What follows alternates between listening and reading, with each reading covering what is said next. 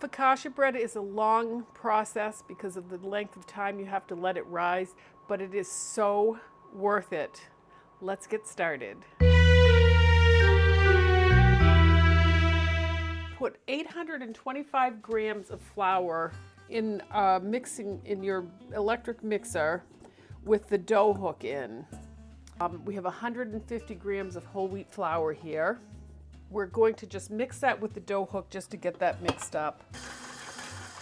Okay, and then the next thing we're going to do is add 7 grams of yeast. We're going to sprinkle that in, mix that up a little bit, and then we're going to take 830 grams of warm flour. Did I say warm flour? Did I say warm flour? Make sure it's like about 100 degrees. You don't want it, you want to be able to stick your finger in it for at least 10 seconds. Put that in there and mix this up. Just make sure you keep scraping the sides.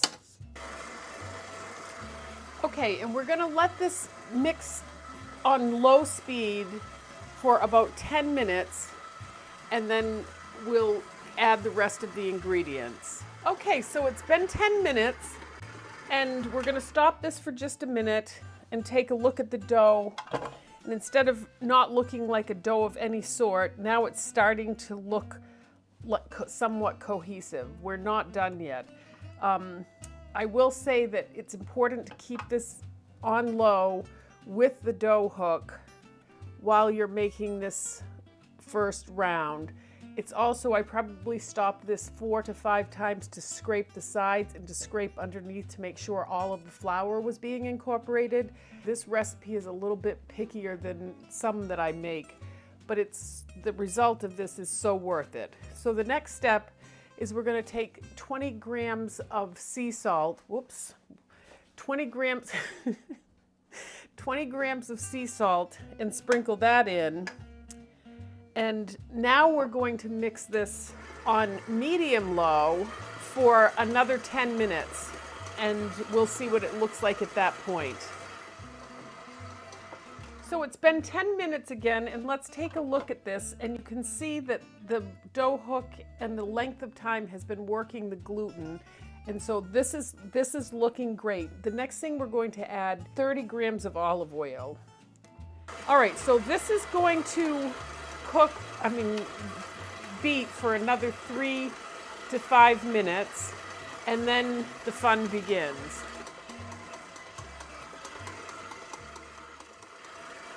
Okay, so I've gone about 4.5 minutes on this. I mixed this on a medium-low, almost medium. I raised it up just a little bit. So I'm gonna take the dough hook out, and we're going to, as weird as this sounds, we're going to dump it straight on the counter without any flour or anything. This recipe is so rewarding, but it's not for the faint of heart. So what we're gonna do is continue mixing this by hand and keep that gluten going. And the best way to do this is to slap this around, and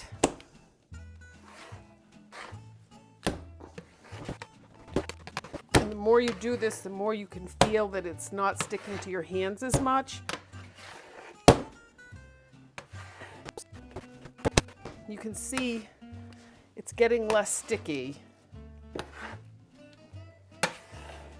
I mean, it's sticky, it's just getting, the gluten's working itself so that it's smoother.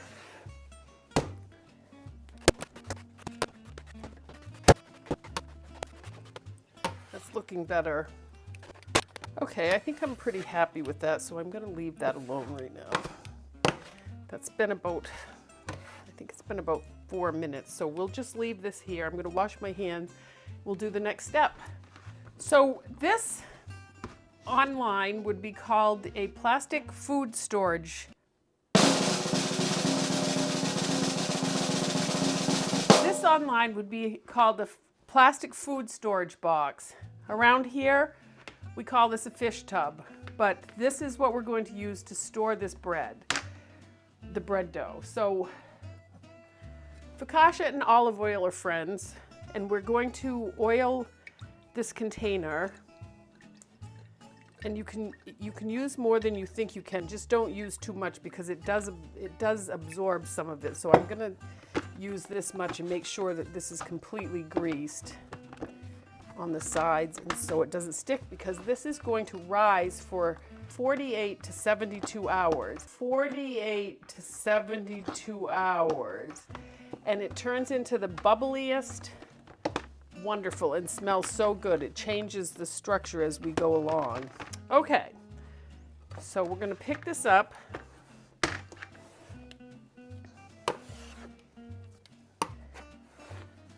And we're gonna put it right in there like that. And let it just, I'm just gonna flip that, oops, flip that over. And then I'm gonna put the top on it.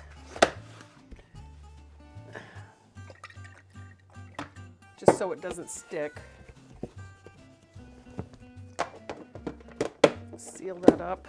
And then we're gonna put this in the refrigerator, and we will come back, and this one's gonna be a 72 hour rise, and we'll see what happens with that. Okay, so it's day 2 on the focaccia, and we're just gonna take a quick peek at this to see how it's doing. Oh boy, look at the bubbles. That's what we're looking for, this bubbly yumminess. Oh, and it's smelling more and more yeasty. So we've got a couple days to go, but that was a quick sneak peek. Thank you. Okay, so it's day 4 on the focaccia that we've put together. And this is the focaccia. It looks amazing. Oh, and it smells so yeasty, and oh, it smells so good. So I'm going to very gently move this over here for a moment. And you take olive oil and you put some olive oil on it. And you're going to rub that all over the pan as well. The next part of this is we're going to take this bread and we're going to gently put it into this pan as gently as possible. And of course it's not going to want to come out, so we will just help it along a little bit. There it goes. There it goes.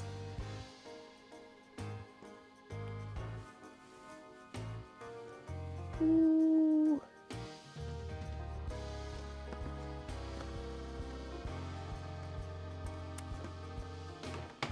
I'm actually gonna put this side back. You don't want to handle this too much. I'm being very gentle here.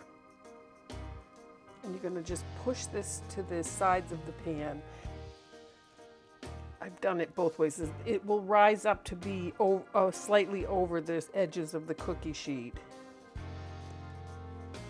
Okay. So that is about all I want to touch that right now.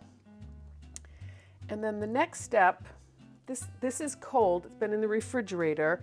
The next step is we're going to put this cookie sheet on this bread on top of it like this. I am going to spray that so it doesn't stick on the top. Just a light layer, because if it rises, it's not going to rise that much, but just in case, you don't want it to stick. So we're going to put that on top of this, and then RONALDO! So you actually want to capture all of the air that's going to develop as this warms up to room temperature.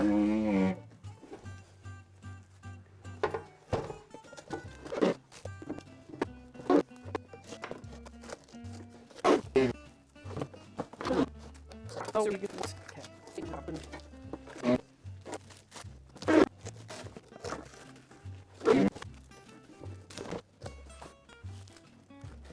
Okay, so we've wrapped this in saran wrap. I've made sure that everything is covered. All of the crease here is covered. And now this is going to rise for 2 to 3 more hours at room temperature.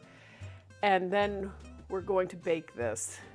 Okay, so the focaccia has been rising and sitting at room temperature for about 2.5, 3 hours.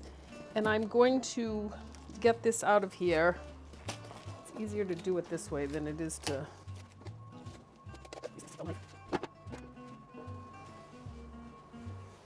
Okay, so that is like gorgeous. Just don't thump it or anything here.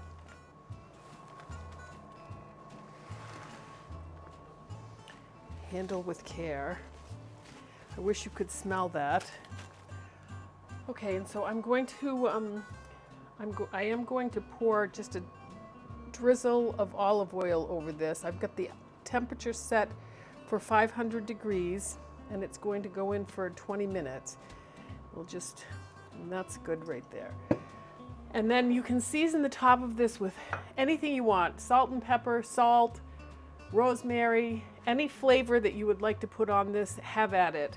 I'm just going to use salt today.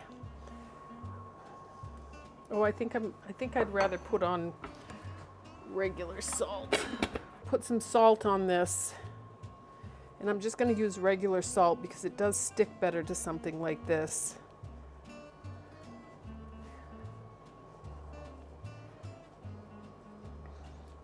And then I'm going to add just a little bit of this just for the texture. Okay, so this goes into the oven for 20 minutes and hopefully it comes out perfectly. Okay, let's check. Whew, it's hot in there. Oh my goodness. Oh, that looks amazing. Look at all, oh, look at those bubbles. Yay, that looks amazing.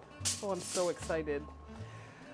Okay, I'm gonna put that on a cookie sheet so it dries all the way around.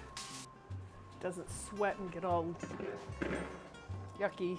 Well, I need a different one.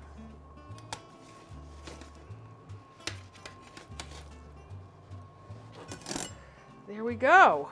You should probably wait until it's cooled off a little bit, 10 or 15 minutes, but once again, no one ever does, so I wouldn't cut it when it's this hot because then all the steam, it's still doing its thing.